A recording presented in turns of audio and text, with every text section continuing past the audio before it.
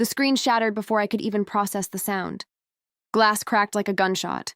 My tower hit the floor next. A week of humming fans and sleepless nights died in one violent second.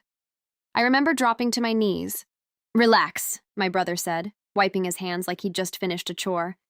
"It's just a computer." Behind him, my parents laughed. I touched the broken monitor. My reflection stared back at me through spiderweb fractures. That machine held 3 years of research. My final year project, the one thing standing between me and graduation. And they laughed at my tears. That was the moment I stopped being their son. And he stopped being my brother. It wasn't always like this. When we were kids, I used to follow him everywhere. He was older, louder, the golden child. I was the quiet one with books stacked higher than my head. He'd ruffle my hair before school. Tell people I was the smart one. It sounded like praise. It was branding. He got attention for charm. I got approval for achievement. My parents loved us both, just differently. When I built my first PC from secondhand parts, I was 16. He laughed then, too. Why waste your life on wires? Because wires didn't lie. By the time I reached my final year in software engineering, that PC wasn't a hobby. It was my lifeline. My thesis ran on it, a machine learning model trained on months of data. No full cloud backup. I couldn't afford it. External drive backup sat in my drawer. That morning, I found the drawer open. Empty. I should have seen it coming. He'd been restless for weeks. Jobless. Bitter. Every time relatives. Praised my upcoming graduation.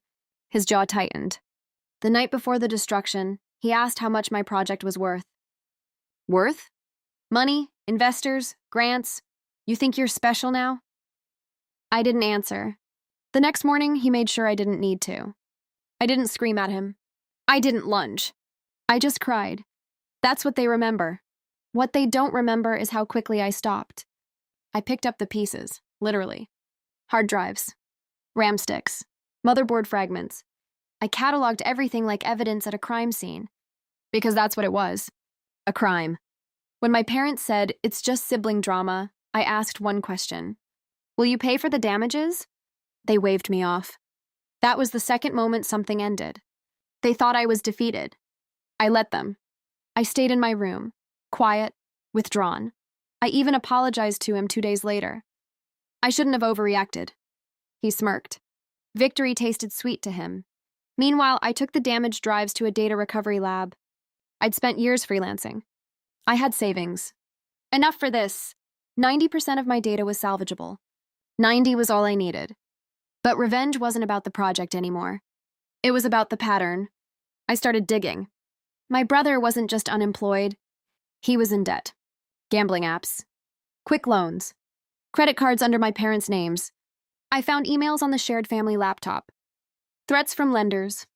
He had accessed my PC the night before he smashed it. Not to delete files. To search for something valuable. Crypto wallets. Investment accounts. Anything he could exploit. He found nothing. So he destroyed what he couldn't control. I copied everything. Loan statements. App histories. Text messages where he begged friends for cash. Screenshots of him admitting he'd teach me a lesson. I didn't confront him. I waited. Graduation day arrived. My name was called with distinction. My parents clapped the loudest. He didn't come. That evening, relatives filled our house. Pride floated in the air like perfume. My father raised a toast. Despite small setbacks, he made us proud. Small setbacks. I stood up. Speaking of setbacks, I said, voice steady, there's something we should clarify. Silence. I connected my laptop to the TV. One by one, the documents appeared. Loan contracts under my father's ID. Transaction histories. Messages. And finally, a short clip from our hallway camera. The one they forgot I installed after a previous incident. It showed him entering my room, carrying my backup drive. The room went cold. My mother whispered his name like it was a prayer. He walked in halfway through the slideshow, late, arrogant, until he saw the screen. "You're insane," he said. "No," I replied. Prepared. The lenders had already been contacted anonymously, provided with evidence of identity fraud. The bank had flagged suspicious activity that morning. Accounts frozen. He turned pale. "You ruined me." I met his eyes. "You ruined yourself. I just stopped protecting you." My father tried to intervene. Family matters stay inside. I shook my head. Not when family laughs while you bleed. I placed one final document on the screen. A lease agreement. My name only. I'm moving out tonight. Gasps, anger, accusations. But no one laughed. He called me later that week, desperate. The lenders weren't joking. Legal notices had arrived. Without my silence, without my quiet financial support he never knew he relied on, he was exposed. You destroyed everything, he said. I thought about my shattered monitor.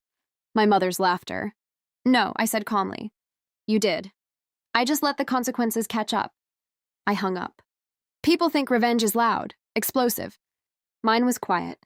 Strategic. I didn't hit him. I didn't scream. I removed the safety net. I withdrew the protection. I told the truth. That's all it took. My project was rebuilt, improved. I received a research grant 3 months later. Moved cities. Built a life where my achievements weren't weapons used against me. I don't hate him anymore. Hate requires attachment. What I feel is clarity. The day he smashed my PC, he thought he was breaking my future. He was wrong. He broke the illusion, and once that shattered, I finally saw my family for what it was. Some systems can't be repaired. They have to be shut down. So I did. And for the first time in my life, the silence afterward felt like peace.